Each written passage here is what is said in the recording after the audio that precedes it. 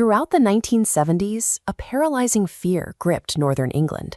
Streets emptied at dusk, the atmosphere thick with the threat of an active, unidentified killer. Over a 5-year rampage, 13 women were murdered, prompting the mobilization of the largest manhunt in British history. The press dubbed him the Yorkshire Ripper, a name that fueled the public image of an unstoppable phantom capable of outsmarting any trap. This terrifying myth of an untouchable mastermind masked the reality of a local lorry driver hiding in plain sight. Detectives were struggling under an unmanageable volume of leads, their effectiveness paralyzed by the scale of incoming data. Incident rooms were physically overwhelmed by mountains of paperwork that eventually required the building's floors to be reinforced. Specific warnings were buried inside those stacks. Sutcliffe's vehicle was logged in red light districts 39 times, and a freshly printed 5-pound note found on a victim was traced directly back to his employer's payroll.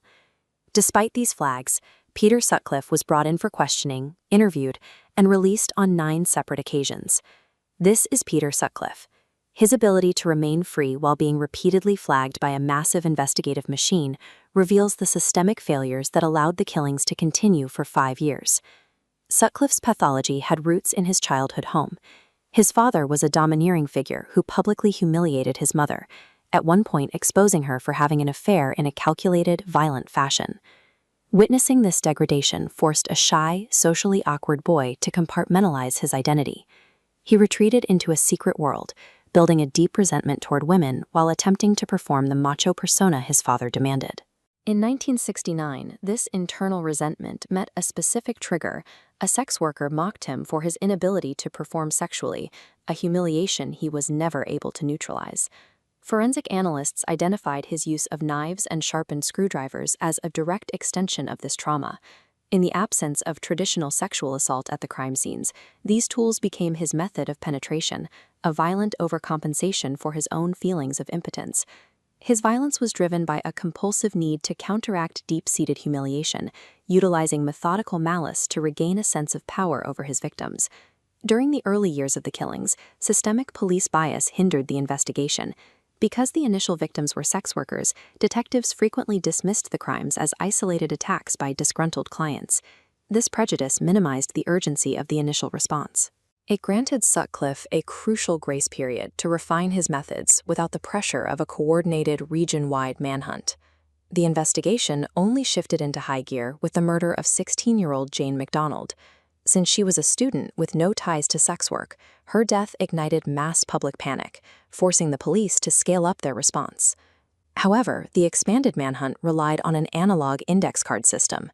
As public tip lines flooded the station, that cross-referencing system literally broke down under the weight of tens of thousands of manually processed leads. Prejudice provided Sutcliffe with his initial cover, and an antiquated investigative system ensured his continued freedom.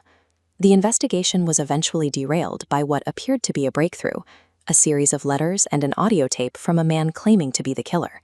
The tape's distinctive Geordie accent from the Sunderland area caused detectives to center the manhunt on this audio. Senior leadership ordered that any suspect not sounding like the tape be eliminated. The investigation developed fatal tunnel vision, focusing entirely on the wrong region. Peter Sutcliffe was a local Yorkshireman. When frontline detectives interviewed him and noticed his resemblance to suspect sketches, their suspicions were overruled because his accent didn't match the tape. Falling for the hoax redirected vital resources away from the true killer, a systemic failure that directly cost the lives of Sutcliffe's final 3 victims. By January 1981, a terrified public remained in hiding while a police force stretched to its operational limit held no viable leads. The eventual capture in Sheffield was profoundly anticlimactic. Patrol officers arrested Sutcliffe not as a serial killer, but for driving with stolen number plates. When they returned to search a patch of bushes where he had requested to urinate, they found a hidden hammer and knife. Faced with the physical evidence of his weapons, Sutcliffe's facade broke, and he confessed to the murders. Britain's most wanted man outfoxed a multi-million-pound operation for 5 years, only to be stopped by patrol officers checking stolen plates.